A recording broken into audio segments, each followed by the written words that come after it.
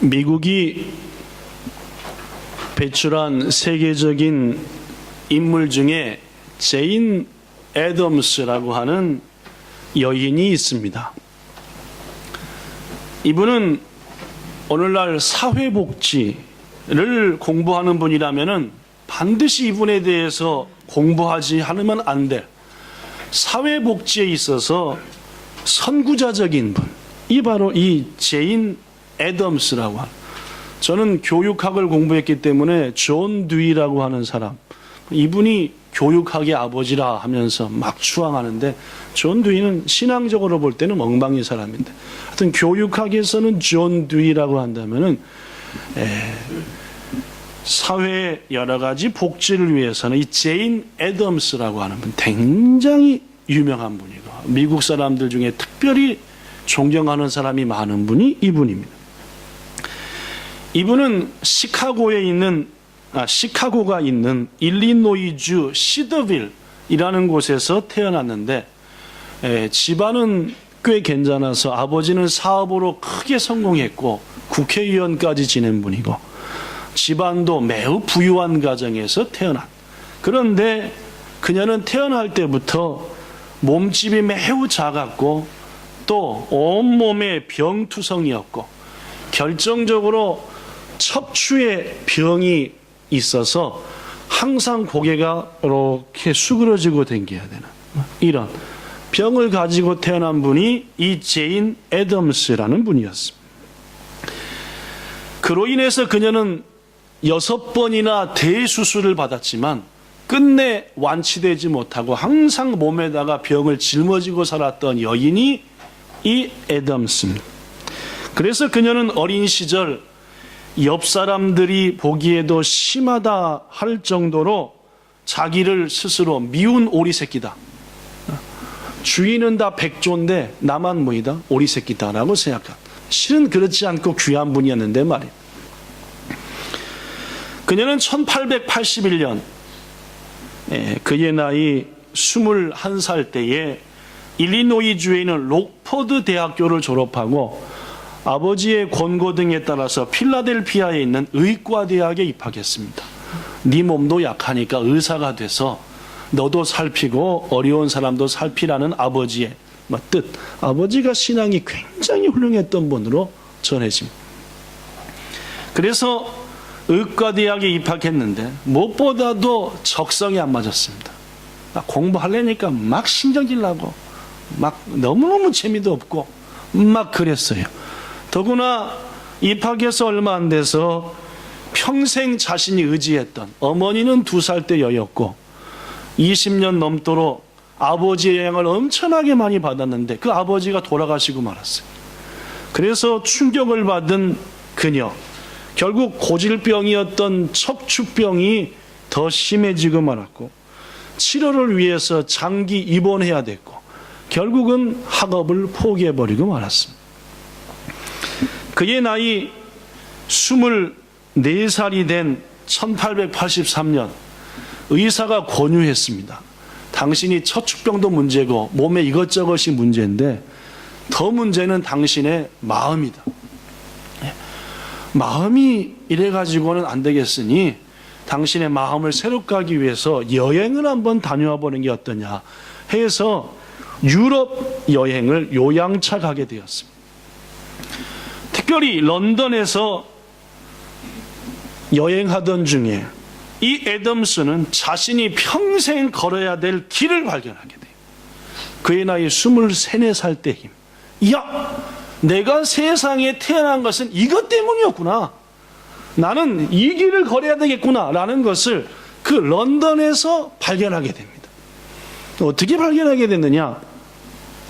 런던 여행 중 토인비 홀이라고 하는 사회복지기관을 견학하게 되었어요. 그걸 보면서 이야, 나도 이런 복지센터를 만들어야 되겠구나. 이 토인비 홀이라고 하는 것은 토인비라는 사람이 가난, 빈곤은 경제적인 문제가 아니다. 정신적인 문제며 교육의 문제다. 가난한 사람을 조금씩 도와주지 말고 화면이 조금 더 오른쪽으로 앉으세요. 미기.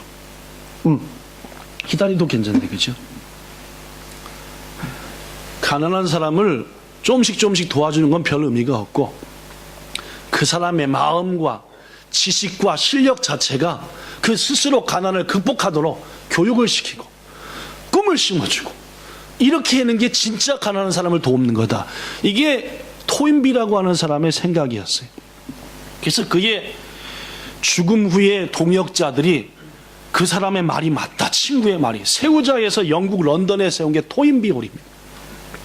거기에 이 제인 애덤스가 몸은 마음대로 안 되고 항상 이러고 댕기지, 온몸엔 병이지, 24살 때 방문한 거예요. 그런데 거기서 뭘 봤느냐, 참으로 어려운 사람들을 자신도 어려우면서 땀 흘리며 눈물과 사랑으로 돌보며 하나도 가르치려고, 용기 주려고, 힘 주려고 애쓰는 모습을 본 거예요. 이야, 저런 사람들도 저런 사람들을 위해서 저렇게 애쓰고 힘쓰는데 나는 건강만 없지 가진 것도 많이 있고 할 수 있는 게 너무 많잖아.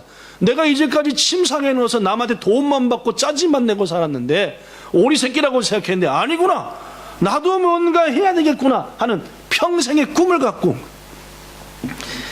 그래서 미국에 돌아온 애덤스는 시카고 헬스데드라고 하는 거리에 있는 찰스 헐이라고 하는 사람의 넓은 집을 이제 갖게 되어서 그 집을, 찰스 헐의 집이었으니까 헐하우스라고 이름 짓고 토인비 홀에서 배워온 많은 가르침을 바탕으로 지역 주민들을 교육하고 언어를 가르치고 재워주고 어린아이들을 봐주고 훈련을 시키고 체육을 하게 하고 문화를 하게 하고 친교하게 하고 하는 이런 복지센터의 문을 미국 최초로 연 거예요. 당시 이 헐하우스라는 곳이 지어진 곳은 이민자들이 모여 사는 구역이었습니다. 지금도 그때도 이민자들은 빈곤, 소외, 말이 안 통해요. 영어가 안 돼요. 언어, 이거 주거 상황이 엉망진창이에요. 굴 같은 데서 살아요. 또 계층 간의 갈등, 여러 면의 문제가 있는 것. 그러나 이 애덤스는 자기의 모든 가진 것들을 다 투자하고 거기 있는 사람 중에 훌륭한 몇 사람들을 훈련시켜서 가르치고 그들이 또 가르치게 하고 용기 주게 하고 해서 그 맛집을 기쁨과 행복이 넘치는 것으로 만들어버렸습니다. 또한 애덤스는 다른 단체들과 힘을 합쳐서 최초로 소년원법, 즉 어린아이들의 권리를 보장하기 위해서 범죄한 어린아이들을 지켜야 된다, 이 입법을 하게 했고, 공동주택법, 그때만 해도 다 자기 집 갖고 살았는데 여긴 너무 가난하니까 공동주택에 사는 사람들이 권리를 갖도록 하는 공동주택법, 여성 노동자들을 너무 일시키니까 여성 노동자 8시간 이상 일시키면 안 된다는 그런 법, 그 다음에 노동자 임금은 최우선 지급돼야 된다는 법, 그 다음에 이민자와 흑인에 대한 사법제도가 정립되어 이들의 권리를 지켜야 된다는 법, 여성들도 참정권에 참여, 투표해야 된다는 법, 여러 가지 법들을 미국에 있게 하는데 결정적인 역할을 했습니다. 더구나 루즈벨트 대통령한테 많은 영향을 줘가지고 루즈벨트 대통령이 너무 감동을 받았어. 이 애덤스를 또 몸은 이러고 댕기고 몸 병투성인데 다른 사람을 위해서 애쓰는 걸 보고, 루즈벨트 대통령 당시에 16살 미만 되는 어린아이 노동자가 200만 명이었대요, 미국에. 도저히 못 살았습니다. 그 당시 미국이 어려웠던, 어린아이의 노동자만 200만 명, 이런 상황에 이 루즈벨트 대통령의 영향을 주어서 미국의 복지 정책을 확실하게 바뀌어버려요. 이 여인이 바로 애덤스라고 하는 여인. 그래서 미국 사람들은 제인 애덤스하고 모르는 사람이 없을 정도로 정말, 우리 한국에 하면은 어린이들을 위해서 애쓴 분이 방정환 선생이잖아요, 그죠? 어린이날을 있게 한. 근데 벌써 제인 애덤스 하면 미국 사람들은 어린이뿐만 아니라 이민자들 모든 사람한테 자신들을 있게 만든 귀중한 할머니시다. 그는 1931년 여성 최초로 노벨 평화상을 받았고, 그 다음에 노벨 평화상을 받은 후 4년 후인 1935년 5월 달에 76살의 나이로 몸이 그렇게 안 좋았는데도 장수하셨습니다. 요새야 8, 90 살지만 당시 76살의 나이로 하나님의 부름을 받았습니다. 왜 제인 애덤스라는 분의 얘기를 이렇게 소개했냐면은, 이 제인 애덤스가 평생 자신의 좌우명으로 삼은 말씀이 있어요. 아버지가 워낙에 독실한 그리스도인이어서 퀘이커파라고 특별히 독실한 파입니다. 거기한테 철저하게 신앙훈련을 받았어요. 믿음 가운. 이 여인도 훌륭한 신앙이었는데 좌우명이 뭐냐면은 오늘 본문이래요. 미가서 6장 6절부터 8절이 자신의 좌우명. 난 이 말씀 붙들고 이 말씀 지키며 살리라. 사랑하는 본향성도 여러분, 여러분들도 성경 말씀 속에 좌우명 있기를 바랍니다. 난 성경의 이 말씀을 내 인생의 꿈과 비전과 목표로 살리라. 오늘 본문 미가서 6장 6절부터 8절이 제가 길게 소개한 애덤스의 평생 좌우명입니다. 미가 선지자는 조금 건너뛰어서 지금으로부터 약 2700년 전, 예수님 오시기 700년 전에 유다에서, 이스라엘 나라가 반틈으로 쪼개져 갖고 북쪽은 이스라엘, 남쪽은 유다라고 불렀는데 유다에서 활동하던 선지자가 미가입니다. 이 미가는 뭘로 유명하냐면은 예수님이 탄생하기 전 700년 전에 예수님께서 태어나실 것이고 그분이 우리를 구원하실 것인데, 그분이 태어날場所가 어디다? 어디? 아니, 예수님이 어디 태어난지 예루살렘? 아니, 남자 집사 대표 윤석환, 여자 집사 대표 주추님 둘이서 삐. 그나마 지금 다 뭐 서로 알만한 사람이 왔으니까 망정이지, 새신자가 왔으면은 이 교회 수준이 뭐야 이거 또 이렇게. 예루살렘이지, 베들레헴이죠. 예수님이 베들레헴이라는 곳에서 탄생할 것을 예언한 분이 이 무슨가? 미가 선지자. 이 미가가 활동하던 당시에 당시 이스라엘은 어떠했느냐?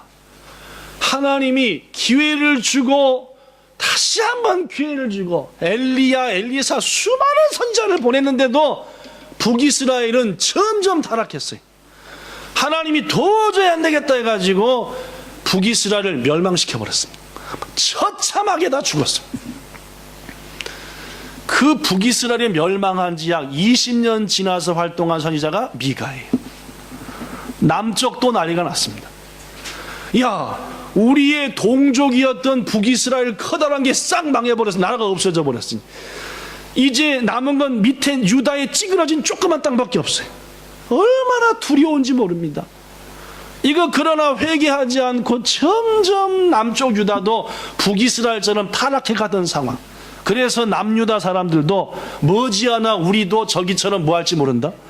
이런 사회적으로 불안한 상황. 이 미가가 활동하던 시대였어. 미가는 이러한 상황, 나라 어느 곳을 봐도 희망이 없고 범죄하기 바쁘고 자기가 주인 되어 살고, 이때 미가가 일어나서 선포를 합니다. 너희들이 말하기를, 6절에 보니까 내가 무엇을 가지고 하나님께 나가며 높으신 하나님께 경배할까? 빈정되는 거예요. 지금 우리 동족을 멸망시킨 하나님께 내가 뭘 갖고 나갈까? 이어서 1년 된 송아지를 끌고 하나님 앞에 예배드리러 나갈까? 빈정되는 거예요. 그 다음 절 7절, 하나님이 천천의 수량이나 만만의 기름을 기뻐하실까? 에이, 내가 죄짓고 사니까 자식을 갖다 바쳐버릴까? 이랬어요. 당시 누가? 신앙을 가졌다는 자들이 하나님의 뜻은 모르고 빈정대면서 자식을 갖다 바쳐야지 하나님이 노하지 않을까? 손을 들고 갈까? 하나님한테 오늘 예배드리러 갈 때 뭘 갖고 갈까? 뭐 이랬단 말입니다. 이때 미가가 그들을 책망하며, 사람들아, 주께서 선한 것이 뭐인지를 너희한테 보이지 않으셨느냐? 하나님이 원하는 것은 그런 게 아니다. 이 세 가지다 해가지고 하나님이 원하는 것은 이것이라는 선포를 했습니다. 이것이 누구의 좌우명이 됐다고요? 네, 제인 애덤스. 저는 그래서 오늘 여러분들에게 하나님이 원하는 것은 이것입니다 라는 제목으로 여러분과 저에게도 요구하시는 거라. 하나님이 이걸 원한다라고 말입니다. 세 가지를 여러분에게 지금부터 말씀드리겠습니다. 여기까지가 서론입니다. 와, 서론하는데 15분 걸렸으니까 오늘 여러분 큰일 났습니다. 그죠? 마음을 단단히 먹고 체인 애덤스 소개했고 그 사람 좌우명 소개했고 그리고 거기서 하나님이 원하는 것은 이것. 오늘 부흥회라고 생각하시고 아예 단단히 마음 먹고 말씀을 들으셔야 됩니다. 그래야 저도 조급하지 않아서 끝에서 끊어불지 않고 차곡차곡 가죠. 그죠? 벌써부터 시험 드는 분이 계신데 시험 들지 말고. 자, 하나님께서 미가를 통해서 당시 백성들에게 여호와는 이것을 원하지 그런 거 안 원한다. 이걸 보고 제인 아담 씨가 팍 꽂힌 거예요. 그 자신의 일생을 섬김과 사랑으로 바치고 산 거겠죠. 자, 하나님이 원하는 것은 뭐이냐? 첫째, 본문 8절에 보니까 여호와께서 너에게 구하는 것은 첫째, 오직 뭘 행하며? 정의, 즉 의롭게 살라는 말입니다. 우리말로는 정의라고 번역됐지만 의로운 삶을, 의라고 하는 것은 두 가지입니다. 첫째는 하나님과의 관계에서 의롭게 살라라는 것이고, 둘째는 사람과의 관계에서도 의로우라. 두 가지를 포함해요. 먼저 하나님 관계에서 의로워야 된다. 이것은 성경이 끊임없이 하는 말입니다. 내가 거룩하니 너희도 뭐하라? 거룩하라.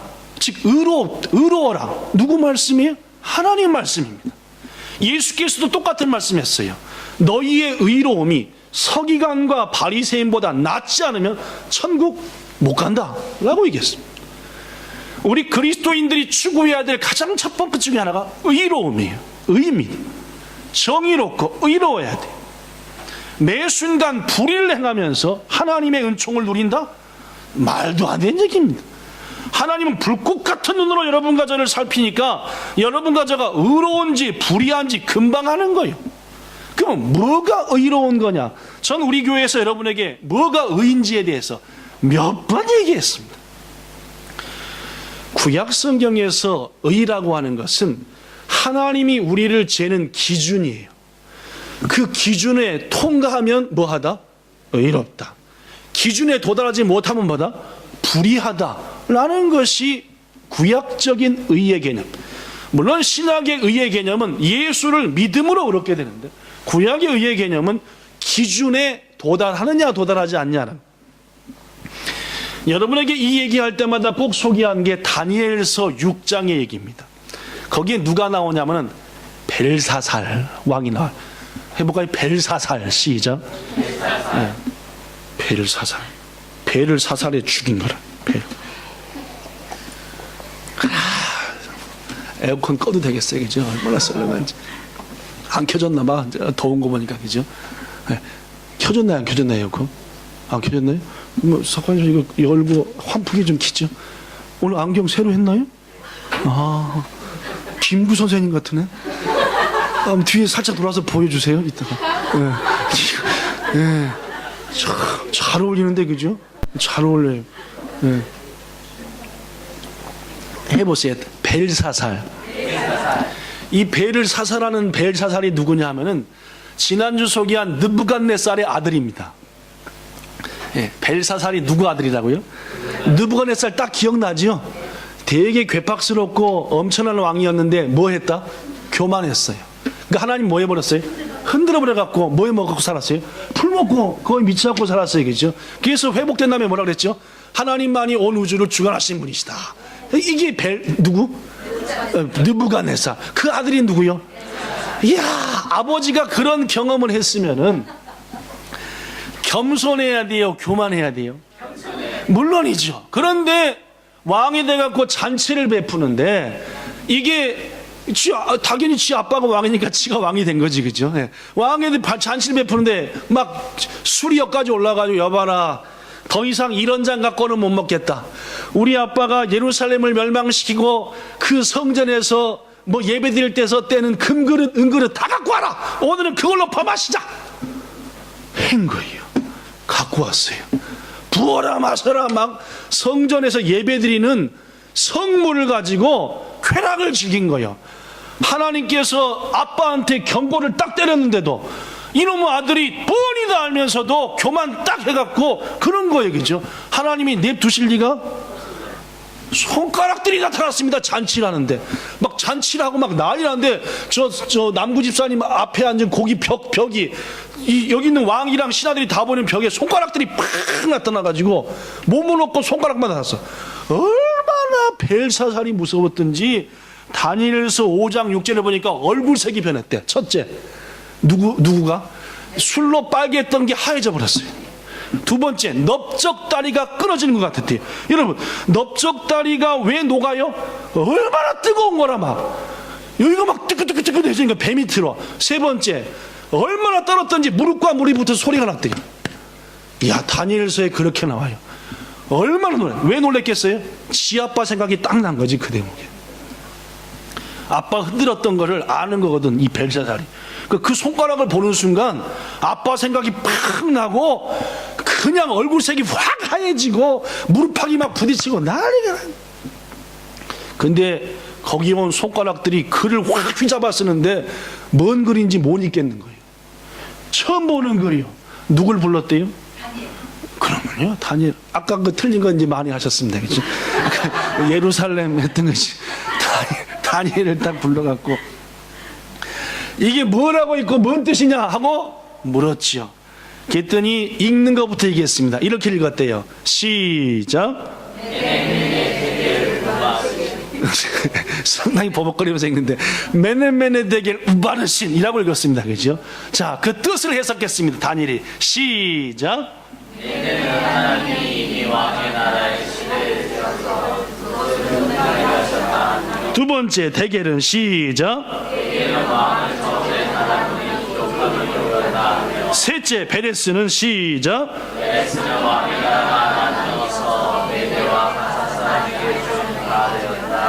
물론입니다. 글자가 메네메네 데겔 우바르신이라고 읽는데 특히 중요한 게 첫째, 메네는 왕의 시대가 끝났다는 거예요. 하나님이 오늘로 끝냈습니다. 느부갓네살한테 기회를 줬잖아요. 7년 동안. 근데 벨사살은 이미 아빠한테 한번 흔들은 걸 봤으니까 그걸로 끝낸 거예요. 둘째, 왜 끝낸지 압니까? 아무리 저울에 달아봐도 왕은 저울에 모자라는 거라 불의하다는 말. 구약의 의의 의미가 뭐라 그랬어요? 저울과 자의 기준에 넘어서야 돼요. 600g 넘어서야지 되는 거라. 근데 500g밖에 안 돼. 저울에 달아보니까 왕이 미달이라 불의하다는 말입니다. 고로 베레스 찢어본다는 말이에요. 이 나라를 찢어서 다른 왕한테 줘버린다. 그날 밤에 죽었습니다. 누가? 벨을 사살한 그 왕이겠죠. 예. 성도 여러분, 그렇습니다. 하나님이 여러분과 저한테 원하시는 의의는 여러분과 저에게 하나님이 원하시는 기준이 있는 거예요. 기도의 기준, 찬송과 예배의 기준이 있어요. 모두 다 똑같은 게 아닙니다. 사람마다 다 틀려요. 윤석환, 넌 이 정도 찬송해라. 너한테 찬송의 재능을 이만큼 줬으니까 이거 넘어서라 하는 여기까지밖에 안 해요. 불의하는 거예요. 그죠? 누구? 김진규, 너는 기도와 봉사로 이만큼 했다. 예를 들어서 이게 해야지 뭐한 거예요? 의로운 거예요. 그럼 밑으로 불의하는 거겠죠. 하나님께서 여러분과 저에게 기도, 헌신, 사랑, 봉사, 예배, 찬송, 믿음 달아보신다. 거기에 뭐예요? 합당해야 된다는 말입니다. 부족하면 안 된다는 말입니다. 무엇보다도 미가서는 구약시대의 말씀이기 때문에 하나님께서 당시 백성들에게 원하는 것은 너희 각자에게 하나님의 저울과 자가 있으니까 거기에 합당하도록 뭐하라? 기도하고 헌신하고 나가라. 이걸 원하신다 라고 말씀했습니다. 저는 우리 본향교회 모든 성도들이 하나님이 여러분과 저에게 주신 기준에 도달하고 넘고 충만하기를, 그리하여 무엇보다도 하나님 앞에 의로운 자가 되기를 축원합니다. 더불어 의인은 이웃과의 관계에서도 나타나야 된다라고 말했습니다. 예레미야 7장 5절에 보니까 너희가 만일 길과 행위를 바르게 이웃 사이에 정의를 행하면 여러분, 이웃과 의로워야 된다는 말은 가장 중요한 게 이웃을 속이거나 거짓말하면 안 돼요. 곰곰이 생각하면 우린 너무나 거짓말들을 많이 해요. 하나님이 뻔히 보시는데 인간끼리는 모르지요. 그런데 거짓말합니다. 불의해요. 진실하지 못합니다. 가장 가까운 사람한테도 겉과 속이 다르게 행동해요. 이거 안 됩니다. 무엇보다도 여러분과 저가 하나님 앞에 의롭도록 우리의 기준에 합당하게 해야 되고, 이웃에게는 진실해야 돼요. 진실하셔야지 하나님이 기뻐하십니다. 자, 두 번째. 첫 번째는 이렇듯 의로운 자가 되라, 하나님의 뜻입니다. 두 번째, 본문 8절, 인자를 사랑하며. 여기서 인자를 사랑한다는 말은 하나님과 이웃 관계에서 나타납니다. 여기서 인자란 말은 따라해 보세요. 헤세드.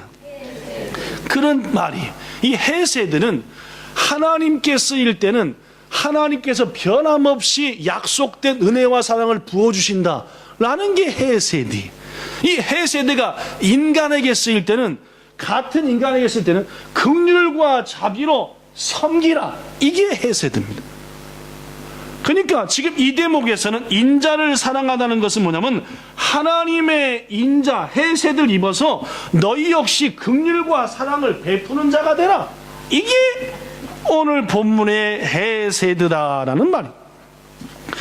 이 룻기서를 보면은 헤세드란 말이 자주 등장하는데, 왜냐?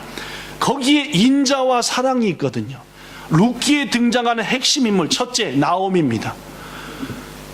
아들 둘 낳았는데 아들 둘 다 죽고 남편 죽고 졸지에 세 과부만 남은, 거기에 시어머니가 나오미예요.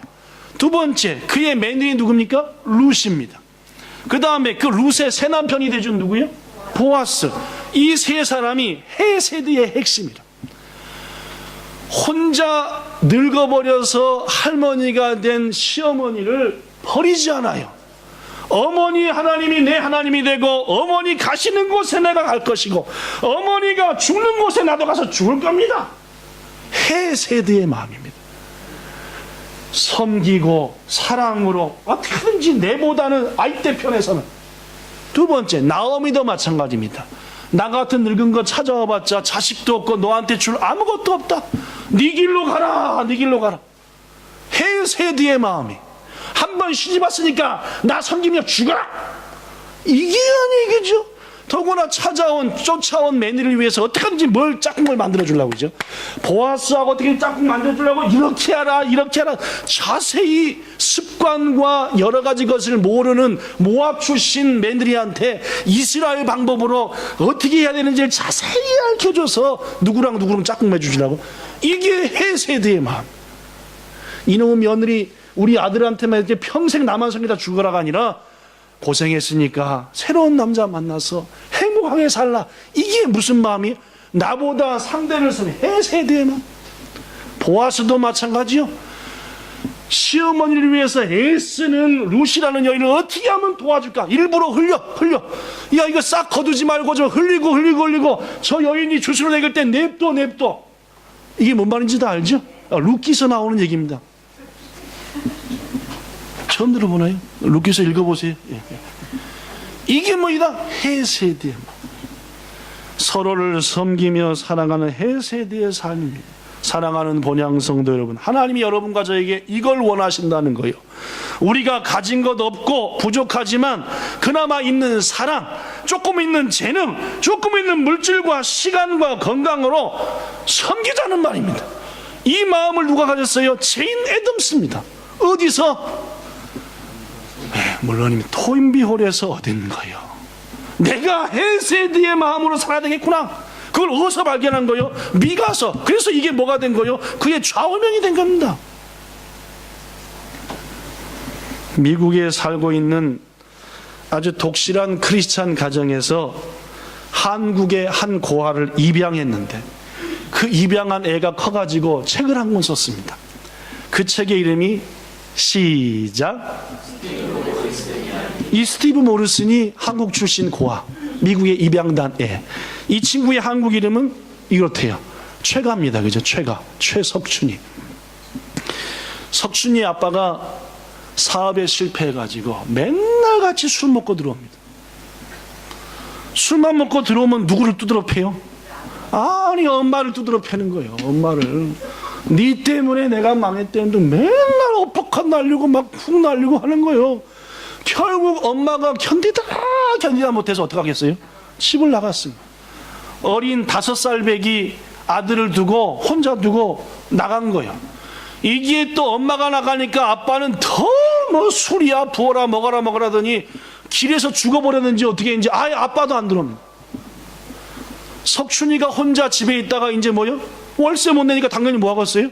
아빠는 사업에 망했지, 딱지 붙지, 쫓겨난 거예요. 거지가 돼가지고 쓰레기통 뒤지고 동전 떨어진 것 없나 하루 종일 땅바닥만 쳐다보고 집이 없으니까 신문지 이런 거 깔고 다리 밑에서 자고 이른바 뭐가 된 겁니까? 거지가 됐습니다. 보다 못한 어른들이 어디다 보냈어요? 고아원 보냈어요. 그의 나이 5살 때 얘기입니다. 5살 때 엄마 아빠 다 잃어버리고 고아원 간 거예요. 5살이면 기억이 있잖아요. 그죠? 5살이면은 우리 누가 5살이지? 하은이 정도. 그죠? 하은이 정도. 그럼 다 알잖아요. 그죠? 얼마나 안 됐어요. 그죠? 고아원에서 너무너무 괴로운 날들을 보냈습니다. 그러다가 14살 중학교 1학년 된 나이에 기적적으로 뭐가 됐다고요? 입양이 됐어요. 여러분, 입양은 몇 살짜리예요? 되게 뭐 0살이나 1살 이거 합니다. 그죠? 14살 입양하면 뭐가 아파요? 골치가 아프죠. 14살쯤 되면 어떻게 해요? 다 알거든. 14살에 입양됐다. 뭐요? 기적인 거예요. 기적. 그의 양부모님은 미국 분인데 이미 부모 사이에 자기들이 낳은 1남 2녀가 있었습니다. 그러니까 이 형하고 누나가 있었던 거라 그랬죠.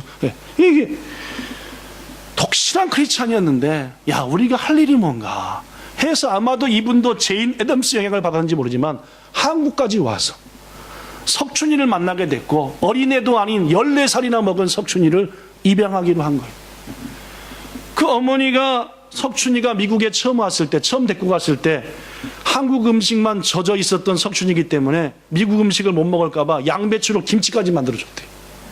더구나 석춘이가 어려서부터 하도 고생하고 자라고 관절도 안 좋고 애가 그래서 이걸 추술시켜 주려고 엄청난 비용이 들어가는데 그 비용을 벌기 위해서 매일같이 일 나갔대요. 석춘이한테는 나머지 자식들한테도 비밀을 하고 왜냐면 나머지 자식들이 뭐라 그럴지도 모르잖아요. 그죠? 엄마도 힘든데 왜 데리고 온 애를 위해서 매일 나가서 일 나가냐 비밀로 하고 이런 사랑을 받았습니다. 무슨 사랑? 헤세드의 사랑. 헤세드의 은혜를 계속적으로 받은 거예요. 어느 날 아버지가 석춘이를 불러놓고 그 이름이 스티브인데 아들 이름이 스티브, 난 일생을 살아가면서 3가지 좋은 결정을 내린 적이 있다. 첫째, 하나님을 내 주로 모신 거. 이게 내가 정말로 잘한 결정이고, 둘째, 너희 어머니와 결혼한 거 최고의 선택이었고, 셋째, 너를 우리 아들들로 데려온 거 너무너무 잘한 선택이었다고 난 믿는다. 내가 너 얼마나 사랑하는지 알았으면 좋겠다. 아, 석춘이가 평생 겪어보지 못했던 뭘 받아야 지금 사랑을 막 세대의 사랑을 받으니까 너무너무 애가 변화되는 거요. 그래갖고 내가 이 부모님의 사랑을 위해서 뭘 좀 해볼까. 그래, 열심히 공부해서 부모님께 기쁨이 돼가지고 막 머리 파고 공부를 한 겁니다. 영어도 안 되는 애가 가갖고 막 영어부터 배워갖고 해갖고 나사가 뭔지 알아요? 나사? 미국에 있는 우주항공국이라고 하는 최고 똑똑한 나사에 빠진 나사가 아니라 이게 미국에 있는 최고 똑똑한 것들이 모이는 그 나사에 들어가게 되었고 더구나 거기에 수석 연구원으로 많은 수석 연구원인데 연구원으로까지 성장한 거예요. 근데 석춘이 마음이 괴로운 게 있었습니다. 나이를 먹을수록 남들이 자기를 스티브 모리슨 스티브라고 부르는데 영 이상한 거예요. 자기 한국 이름 있는 거랑 뭐이? 석춘이. 자꾸 이름은 미국인으로 사는 게 너무너무 마음이 아픈 거예요. 괜히 미국 가갖고 하얀 것들 사이에서 누런 것이 스티븐하고 막 댕기니까 영 마음이. 어느 날 아버지한테 물었습니다. 아버지, 제가 너무너무 괴롭습니다. 아버지의 사랑 가운데 이렇게 잘 자랐는데 저는 실은 한국 사람이 아닙니까? 아빠한테 너무너무 죄송하지만 제가 이제 한국 국적을 되찾고 한국 이름을 다시 가질 수 있도록 허락해 주세요 라고 했대요. 이 석춘이의 마음이 이해가 되지 않습니까? 이제 우리도 일본에 사니까. 이 이름 말고, 스티븐 말고 누구 이름? 내 본래 이름 찾게 해주세요. 아빠가 울면서 스티븐한테 이렇게 얘기했답니다. 아들아, 나는 네가 한국인이 되는 것도 미국인이 되는 것도 별로 중요하지 않는다고 생각한다. 아빠는 무엇보다도 너한테 중요한 것은 네가 얼마나 아름다운 삶을 사느냐, 얼마나 아름답고 귀한 삶을 살아가느냐, 이게 더 중요하다고. 너 한국인 미국인 그런 거 하지 말고 어느 곳에서든지 아름다운 삶, 귀한 삶, 사랑을 베푸는 삶을 살아보지 않겠니? 라고 아빠가 얘기해 주는 거라. 그날 밤 이 석춘이가 그 말을 듣고 얼마나 마음에 감동이 되는지 예배당 가서 무릎 꿇었습니다. 하나님, 아버지 말이 맞습니다. 내가 한국인 미국인 스티븐 석춘이 이게 중요한 게 아니라 여기까지 성장시켜 주셨는데 제가 지금부터 어떻게 살아야만이 되겠습니까? 기도했어요. 내가 어떻게 사는 것이 아름다운 삶입니까? 어떻게 사는 것이 아름답고 귀한 삶? 막 기도하는데 갑자기 가슴 가운데 하나님의 음성이 들려지는 것 같은데, 네가 고아가 된 건 우연이 아니다. 네가 먼저 느껴본 것이다. 네 자신이 버림받은 아이가 돼보지 않고 어떻게 버림받은 아이들의 마음을 이해하겠냐? 너 버림받은 아이들의 마음을 네가 알고 있지 않느냐? 그러니까 막 물음이 터진 거예요. 예, 제가 압니다. 버림받은 아이의 마음이 얼마나 한지. 아직도 세상에는 버림받은 애들이 너무나 많고, 네가 버림받은 한국 땅에도 버림받은 애들이 너무나 많은데 너 그들을 위해서 뭔가 해보지 않겠냐는 마음이 막 기도하는데 가슴에 막 폭파치고 들어요. 뭐라고 대답할게요? 이렇게 했대요. 이렇게. 자, 시작. 그렇게 해가지고 나사를 퇴직하고 한 단체를 세웠는데 그게 한국입양홍보회라고 하는. 석춘은 이 단체를 설립하여 고아들의 입양에 앞장섰습니다. 지금 현재 한국입양홍보회는 미주 지역의 5개 지부, 한국의 28개 지부를 해가지고 입양활동을 통해서 자신 같은 수많은 사람에게 해세대의 사랑을 느끼게 하도록 그 일을 하고 있고, 그래서 제가 조사해봐서 한국입양홍보회를 들어가 봤더니 홈페이지로 대단합니다. 그분의 사진도 나와요. 이 석춘 씨의 사진도 딱 나오는데 얼마나 이런저런 중요한 일을 많이 하는지, 버림받고 쓸쓸한 아이들에게 해세대의 사랑을 체험하게 하자 해가지고 힘쓰는. 그렇습니다. 하나님이 여러분과 저한테 원하는 것은 첫째는 의로운 삶을 사는 거고, 둘째는 주의 사랑을 거저 받았으니 우리도 가진 것 적지만 뭐하며 해세대의 사랑을 베푸며 섬기며 살라. 이걸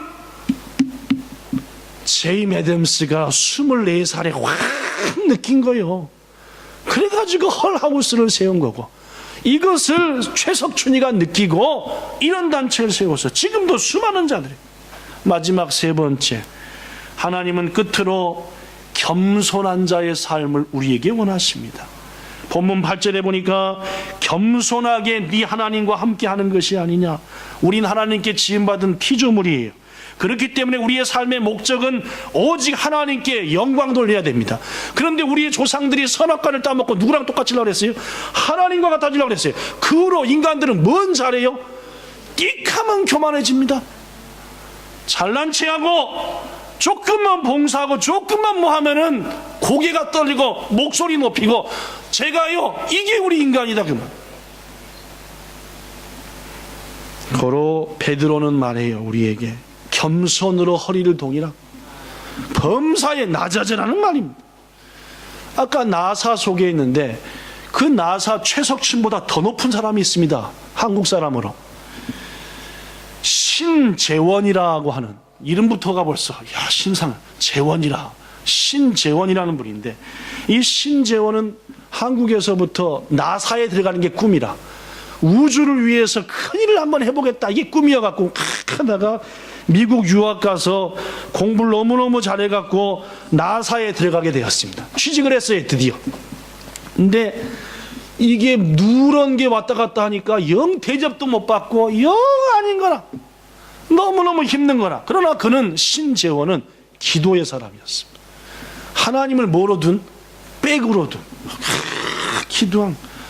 결국 그가 나사에 입사한 지 20년쯤 지났을 2008년 나사에서 세 번째로 높은 자리, 톱, 그 다음 세 번째가 뭐냐면 항공연구부문 최고 책임자, 리더에 딱 오르게 된 거예요. 그리고 얼마나 열심히 일했든지 2008년도 미국 연방정부가, 발음이 안 되네, 그죠? 미국 정부가 가장 올 한 해 세계와 우리나라를 위해서 애쓴 직원들 몇 명한테 대통령 표창을 하는데 그 표창까지 받았습니다. 신재원이가, 한국분이 말입니다. 그래서 기자들이 물었어요.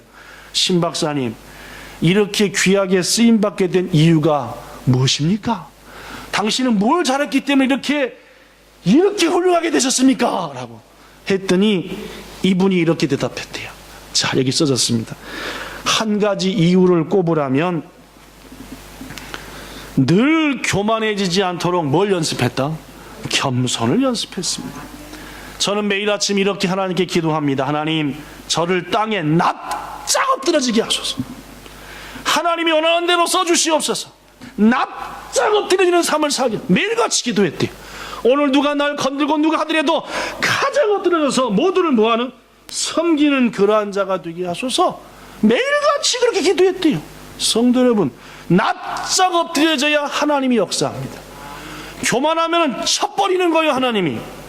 시편 147편 5절 6절에 보니까 교만한 자들은 땅에 엎어버린대요. 누가? 하나님이요. 여러분, 납작 엎드려야 그를 하나님이 높이시고, 잘난 체하고 교만하면 목을 쳐서 땅바닥에 팍 땡겨요. 고로 오늘 마지막 세 번째, 미가서를 통해서 하나님이 우리에게 외치는 말씀, 내가 너에게 원하는 게 뭐하냐? 납작 엎드려라. 아시겠습니까, 여러분? 납작 엎어집시다. 회사에서도 교회에서도 가정에서도 납작 안 엎드러지니까 부인이 좀만 말하면 무엇이? 남편이 좀만 말하면 뭐? 회사에서도 윗사람이 조금만 하면 내가 이 회사밖에 없어. 하나님이 먼저 엎어버리는 거라, 사장이 자르기 전에. 어떤 손님한테도 납작 엎드리고 어떤 성도한테도 납작 엎드리고, 이게 하나님이 우리에게 원하시는 세 번째다. 말씀 끝냅니다. 저는 오늘 제인 애덤스의 좌우명인 미가서 6장을 소개했습니다. 하나님은 우리에게 말합니다. 첫째, 의롭게 살라. 하나님이 원하는 기준에 합당하게 제발 좀 거짓말 좀 그만 좀 해라. 진실되라. 두 번째, 헤세드의 사랑을 뭐하라? 베풀라. 소개했습니다. 몇 사랑 했죠. 끝으로 뭐라? 납작 뭐하라? 엎어져라. 이렇게 사셔서 이 땅에서 노벨상은 물론 하늘나라의 면류관 쓰는 여러분들 되시기를 예수님 이름으로 축원합니다. 기도하겠습니다. 좋으신 하나님, 하나님이 원하는 것 이것입니다. 납작 엎드리게 하여 주시옵소서. 우리 마음에 교만한 것은 한 개도 산산이 부서지게 매일매일 기도하게 하옵소서. 긍휼과 자비의 삶을 사는 우리가 되게 하소서. 그리고 무엇보다 의로운 자 되게 하여 주옵소서. 그리하여 제인 애덤스처럼, 최석순처럼, 신재원처럼 이 시대에 하나님의 영광을 위해서 마음껏 이름을 드높이는 우리들 되게 하옵소서. 예수님 이름으로 기도하옵나이다. 아멘.